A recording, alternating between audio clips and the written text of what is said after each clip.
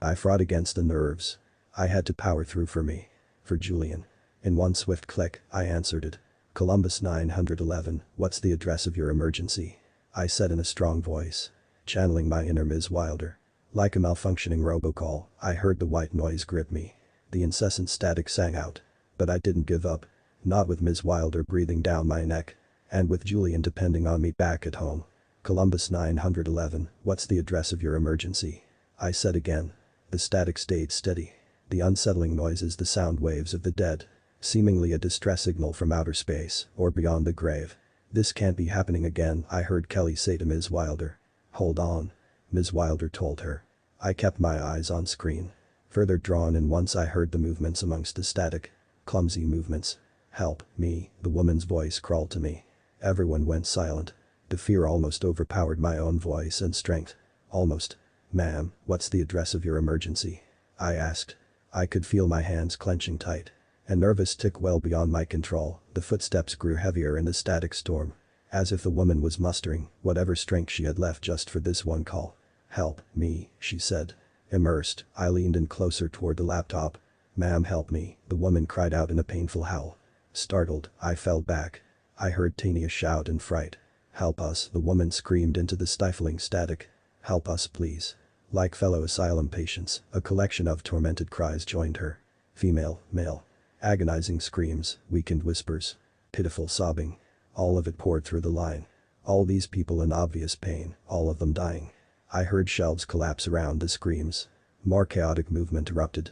Their terrified panic well on display. Help us, an old lady yelled. Send somebody, a panicking man hurled at me. Their voices all grew louder and louder. With a static and unsettling beat, their desperate chants formed a desperate final plea. My headset shook from their sheer force. Please help us, a young woman whimpered. The victims' voices overlapped. Fused together for this frightening frenzy. Their room of death clamored for me. Much less follow protocol. Please help us, the woman from earlier screamed, her voice now guttural and pouring from a wounded soul. Frightened, I pushed myself away from the keyboard. My headset tumbled off. My hectic hands hit the touchpad, ending the call. I'd inadvertently sent us into a suffocating silence. Breathing heavy, I stood still and faced the screen. A red glow now decorated the phone line icon. The box's text read, call ended 1:44 1 minute and 44 seconds of pure terror. I noticed my scared classmates watching me. Our 911 training course now transformed into a horror house. What did you do that for? Ms. Wilder shouted in dismay. Her voice a beaming defibrillator through our dead silence. Startled, I confronted her disapproving glare. I told you to never hang up. Ms. Wilder yelled. A calm Kelly stepped toward me. Yeah, you should have followed protocol, Krista. What is you talking about? Tania shouted. I looked over at Tania. Glad to have her on my side. Back in disciplinarian mode, Ms. Wilder confronted the class. Look, this is training. I've told y'all you're gonna get calls like this. So? Tania replied. Ms. Wilder glowered at me. And you're not supposed to hang up, Krista. Ever. For some reason, I looked back at Kelly. She's right, Kelly said, a stoic calmness returning to her voice. For that matter, both her and Ms. Wilder were way too calm. Wait, so this was all bullshit? Tania asked. The epiphany spread amongst us. I was caught somewhere between relieved and mad as hell. Holy shit, Patrick muttered. Ms. Wilder cracked a wicked smile. And if she wasn't my instructor or 30 years my senior, I would have punched the shit out of her right then and there. Hey, we gotta train y'all for the crazies, Ms. Wilder went on. And everyone passed except you, Krista. Controlling my temper for Julian, all I did was glare. A death glare for Ms. Wilder and Kelly. That's so stupid though. Tania yelled. Yeah, who was making those calls? Abby asked. Kelly stepped toward the trainees. We got some of the call takers to do it. She motioned toward the door. They always help us with this part. Wow, was all I could say. I may have been able to stop myself from throwing punches, but I couldn't hide my voice's simmering anger. Chuckling, Ms. Wilder patted me on the back.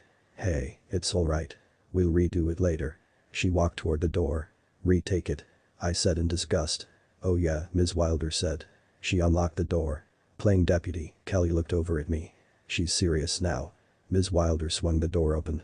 Lecturing me like a high school administrator, Kelly pointed at my face.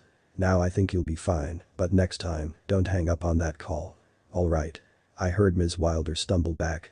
In loud, panicking steps. Then Tania let out one dramatic scream. The entire class looked toward the open doorway. An ocean of blood flooded all the way down the hall. Right up outside our classroom door. I could see the vivid redness stick to the floor. Like gruesome paint, blood covered the walls. Even smeared over our classroom door. And there lying in the crimson sea was the 911 Center supervisor. Her sloppy clothes now coated in both blood and deep, crude slices. Long stab wounds carved through her black hair. Her weight reduced in the most gory attempt at bariatric surgery. Frightened but compelled, I rushed up to the supervisor. "Oh God," I said. The supervisor's hand still gripped her cell phone. And her last dialed number taunted me, 911 training. She'd been the one calling us all along. During this crazed caller training gone wrong, out of the corner of my eye, I saw the doorknob had smeared red fingerprints. This lady had no chance at getting in. Not when the door was locked. And not when we were training under Ms. Wilder's watch. I felt a wave of classmates whisk past me. Felt Tania snatch my wrist to drag me away. Drag me through this blood-red museum sprawling before us. Who the hell did this? Kelly cried through her tears. "I don't know." Ms. Wilder yelled at her. "We gotta get Sergeant Fonda." Rather than following the others to the elevators, Tania led me through the 911 Center. Patrick even followed us to the call-taker room. Their morbid curiosity apparently just as strong as mine.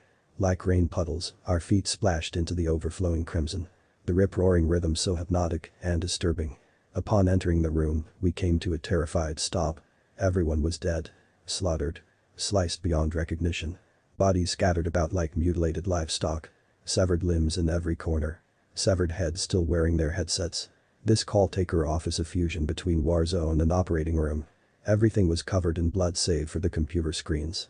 And they all showed the last numbers dialed, 911 training. Unable to call 911, these employees had instead called the next best thing, us.